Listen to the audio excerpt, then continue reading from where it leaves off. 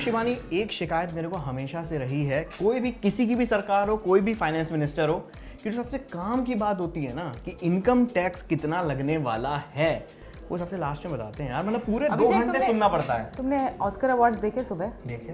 Best actor, best actress, best feature film कब दिए गए? मतलब देना सबसे पहले चाहिए, बट सबसे लास्ट में वो भी पकाते हैं। नहीं यार, story telling, you know, climax अंत में आता है, अंत में।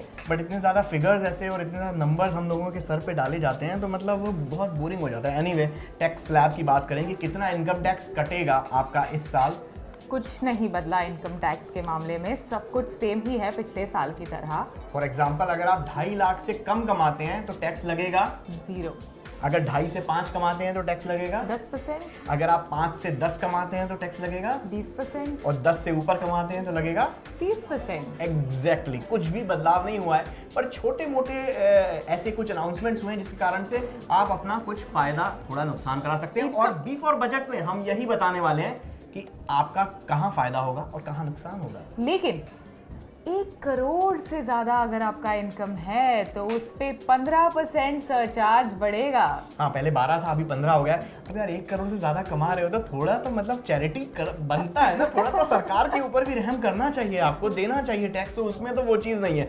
बट अगर आप जिसे कहा जाए, अगर आपके सैलरी में HRA आपको नहीं मिलता है और आप किराए के मकान में रहते हो, तो किराए के मकान में रहना आपके लिए ज़्यादा फायदेमंद होगा। किराएदार बन रही है, मकान मालिक का सोचिए नहीं, क्योंकि आपको छूट मिलेगी। मतलब जो जहां पर एक समय आपकी आमदनी में जो HRA 24,000, अगर HRA आपकी सैलरी में इंक्लूड था, 24,000 मिलता था सरकार की तरफ से छूट, तो वो बढ़कर 60,000 का हो गया। मतलब 5 लाख के इसमें आपको करीबन 3,000 रुपए के आसपास का टैक्स में छूट मिल जाएगी। इसी तरीके से अगर आप अपना घर खरीदना चाहते हैं, तो अगर 35 लाख रुपए का अगर आप घर खरीदते हैं तो उसके ऊपर भी आपको टैक्स में बचत मिलेगी। मतलब भोपाल में मिलेगा घर?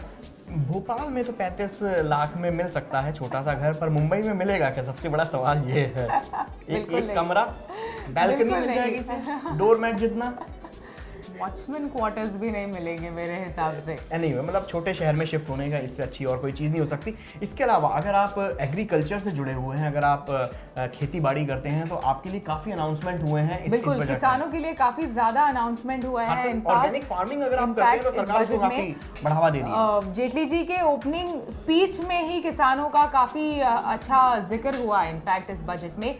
लेकिन अगर आप स्टार्टअप्स या लॉन्च करने की या फिर अपनी कंपनी लॉन्च करने के बारे में सोच रहे हैं, सही वक्त है। 3 साल का टैक्स हॉलिडे, 3 साल का टैक्स हॉलिडे है टैक्स नहीं दे रहा, तो शुरू किया जाए। चलो छोड़ो, लेट्स स्टार्ट। Let's start.